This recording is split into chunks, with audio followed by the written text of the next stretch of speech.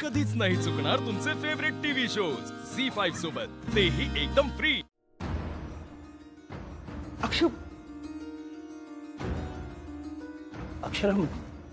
अक्षर बाळा, असं नको म्हणून मी हात जोडतो तुझ्यासमोर। बाबा काय करताय? असं नका बोलू।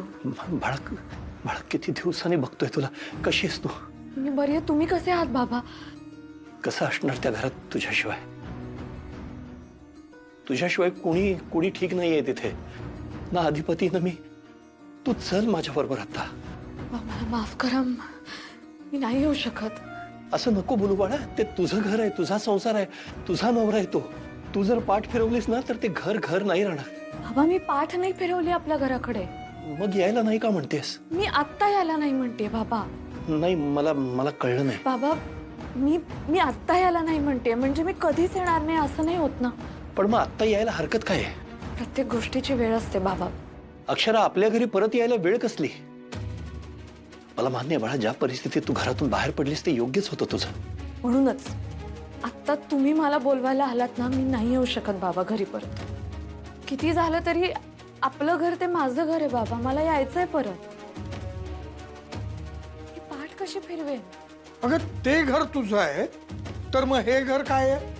बाबा हे माहेर आहे माझं, आणि ते सासर आहे जिथे माझा नवरा आहे, ते माझं घर आहे। हे घर भूतकाळ आहे माझा, ते घर म्हणजे माझं भविष्य आहे बाबा। मग मला यायचंय त्या घरात परत। हे घर जसं मला जपायचंय तसं ते घर फुलवायचंय। आणि बाबा तुम्ही पण आनंदाने माझी त्या घरी पाठवणी केली होतीत ना?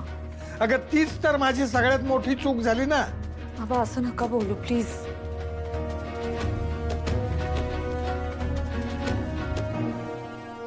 अक्षरा, त्यांचं चुकीचं नाहीये काही।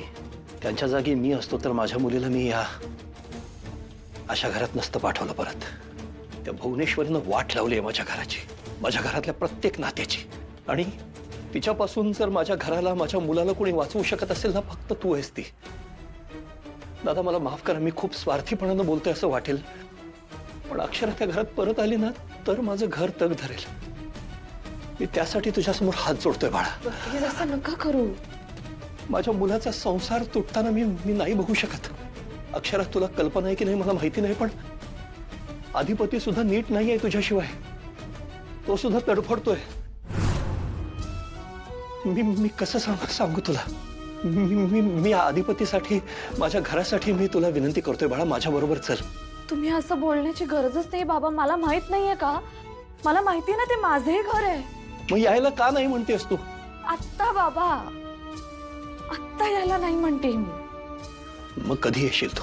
जेव्हा अधिपती मला स्वतः न्यायला परत येतील तेव्हा मानाने परत घरी यायचंय मला। मी आता अशी झाले ना बाबा, माझ्या येण्याची किंमत नाही राहणार। भुवनेश्वरी मॅडम ठेवणार नाहीत किंमत, तुम्हालाही माहिती आहे।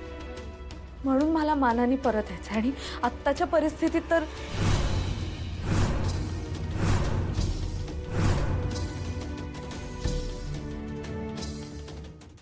झी5 ॲप डाउनलोड करा आणि पहा सर्व एपिसोड्स एकदम फ्री।